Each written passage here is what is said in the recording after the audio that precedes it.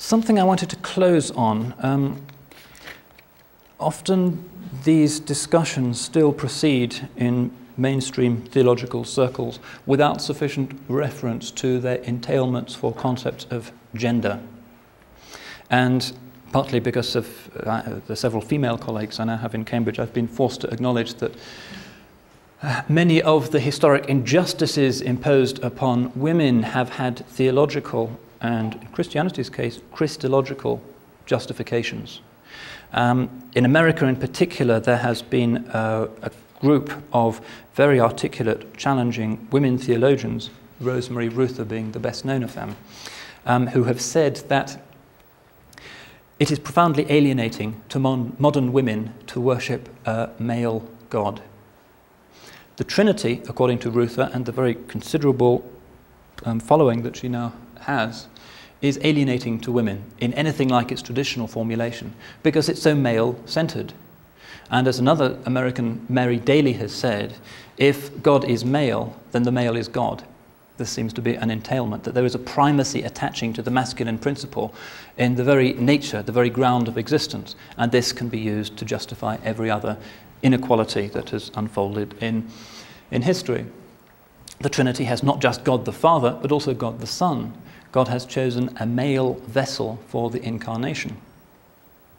And the Virgin Mary is regarded increasingly as a rather ambivalent figure, as I mentioned earlier, because of her passivity and her saintliness as a product of her negation of her specifically feminine possibilities of motherhood. So, how does Islam fit into this? And what are the implications for this of the new, still rather tentative, trend in Christology? Well, one of the things John Hick does is to point out that immediately religion becomes more accessible and less alienating to women if this traditional Trinitarian language is set aside or poeticized. God the Father is a concept that a lot of modern, not just women, but people generally cannot accept, because it does seem to impute gender to the divine who should transcend that. So we find, for instance, even in liturgy now, the Lord's Prayer is now being amended. Our Father who art in heaven. A lot of women find this difficult. And there's a new inclusive language lectionary produced, I think, by the Episcopalian Church here, very widely used, which amends this and tries to get Father out of the equation. I think that the rather infelicitous alternative they propose is, O you to whom as loving children we belong, which gets around the gender specificity, but perhaps sounds somewhat sententious and absurd. But it's being used in a number of churches. This is a live issue. What John Hick is saying, what Ruther is saying, is that we need to redefine God so as not to attribute gender to God. And where this ties in interestingly with Muslim theology is that Islam never did that in the first place. One of the differences between the characterizations of God in the Bible and in the Quran is that the Quran does not call God Father. The divine tanzih, the divine transcendence, a word which we'll be discussing in more detail next week. God as utterly other, transcendent, beyond description, beyond comparison, precludes any attribution of gender to God, really or metaphorically. Interestingly, too, there is a kind of ambivalence about the gender of the divine that you find in some of the hadith literature, and also in the Quran itself. God is described as Allah most frequently, which doesn't really look like a male or a female noun in Arabic, although it's treated grammatically as male because there's no neuter. But there is this frequently occurring word for the divine, Ar-Rahman, the all-compassionate or the all-loving. And at the beginning of the Quran, you get these words, Bismillah, Ar-Rahman, Ar-Rahim, in the name of God, the compassionate, the merciful. So this is how God chooses to describe himself right at the beginning of the Quran. Now, Rahman is interesting because the Prophet himself said that this name has been derived from Rahma. Ishtuqqat min al-Rahma. And Rahma is min al-Rahim. And Rahim is the Arabic word for a womb. Ar-Rahman is God in the creative aspect. Why did God create the world, according to the Muslim mystics? Well, it wasn't because he needed to as such, but because of his compassion. Muslim mystics say that he looked out upon the possible things that could exist, that were crying out to him inarticulately for him to bestow upon them the blessing of existence, and because of his rahmah, his compassion, he breathed out and the world was born. And this is called the nafas ar-Rahman, the breath of the compassionate God. That's another way of seeing the created world. In Muslim mysticism, the breath of the compassionate God is what the world is. And Rahim has a specifically womb-like connotation. As I said, it's the usual Arabic word for a womb, and so some of the theologians explicitly aver that this is a feminine possibility within the divine.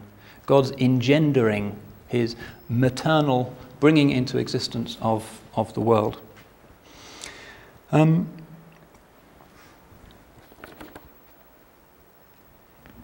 We also find in a number of hadith the concept of rahmah sketched out more fully.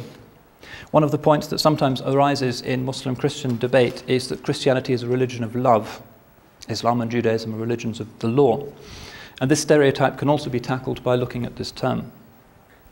It's conventionally translated as the compassionate. However, it's not a very good translation. If we look at the hadith, we find that something more intimate, more warm, more loving, more maternal is definitely implied. A famous hadith describes how when the Prophet finally conquered Mecca, and there was a scene of absolute confusion, people running everywhere, fearing a massacre, which of course didn't occur, he and his companions spotted a woman, a young woman who was running around crying, my child," because she'd lost her baby in the crush.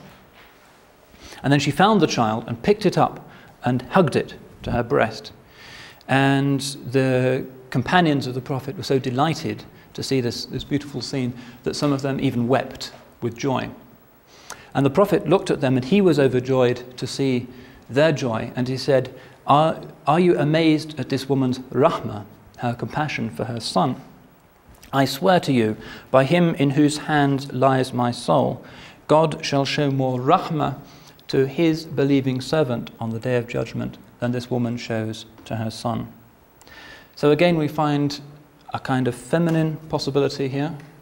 And again we find that rahmah is not legitimately translated or sufficiently translated just as compassion. It has this sense of personal love as well. And you won't read the Quran fully or correctly unless you recognize that this mistranslation needs to be corrected. There are other points that could be made in response to that particular point, such as there is a divine name, Al-Wadud,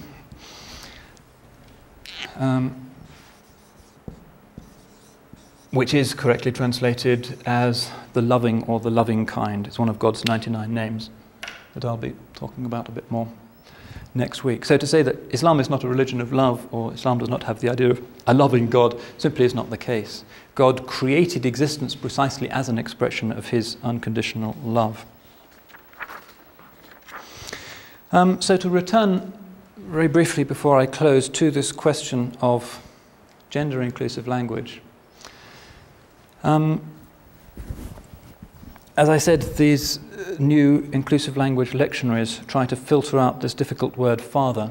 Whether they can actually do so or not is a serious problem. Islam, as I said, avoids this problem by not calling God father at all.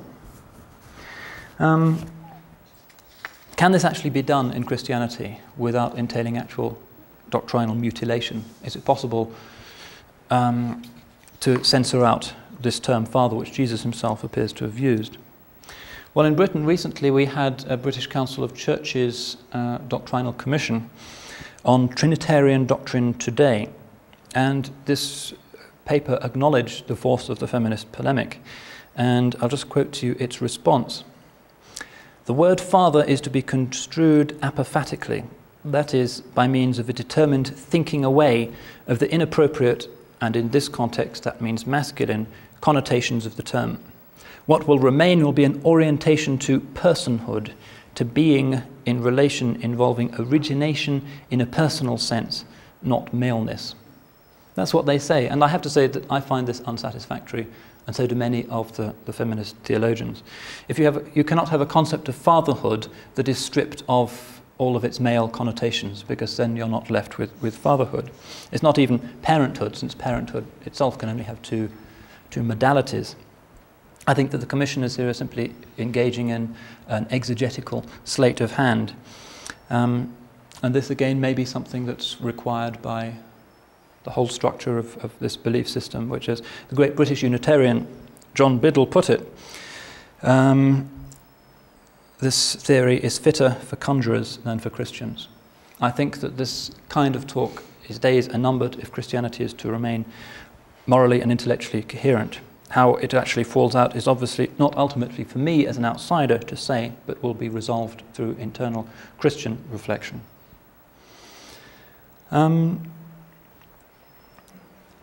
Essentially, that's all I wanted to say about this obviously complex discussion that has unfolded between these two great religions, continues to unfold, and will continue to unfold.